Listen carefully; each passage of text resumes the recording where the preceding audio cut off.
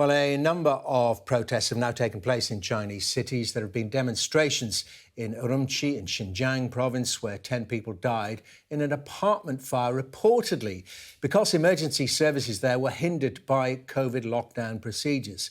Well, gatherings have also taken place across Beijing, including in the city's one of its biggest universities, where people sang the national anthem in solidarity. Protests last night in Wuhan as well, where coronavirus first broke out, was first reported anyway, reports of people pushing down police barricades. And police have used pepper spray on demonstrators. In Shanghai, people have been detained by police and protesters were taken away in vans and buses today. From there, our Asia correspondent Helen-Ann Smith has the latest. The morning after something momentous, Shanghai felt like a totally different city. The protesters gone, police replaced them.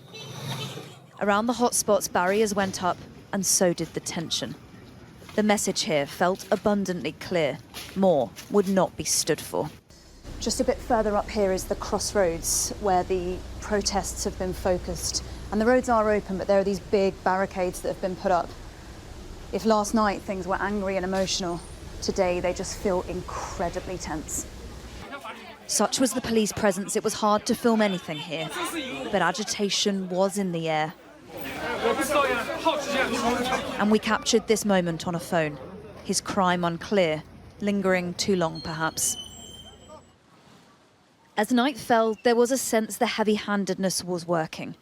People didn't gather in large groups as before. But there was a defiance here still, in a much quieter form. A lone sunflower left on a bollard. And this man, who positioned himself right next to police and sat watching. Even this is incredibly brave. He gave his name only as Ray. Away from their glare, he told us why he came. I really think that the government's policy against the COVID is too strict and it's violating our rights as a common human. Do you think people are afraid? Are you afraid? I'm not afraid, speaking for myself.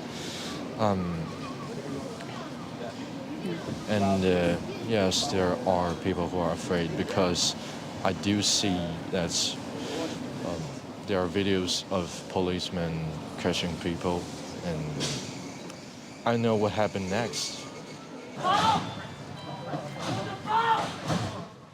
But those without fear faced an all too predictable fate. Officers swept in, protesters swept up. We saw Ray being questioned. We're unsure what happened next. And the crackdown seems to have worked elsewhere too. After multiple cities saw action last night, this small disturbance in nearby Hangzhou, one of the only things to break through.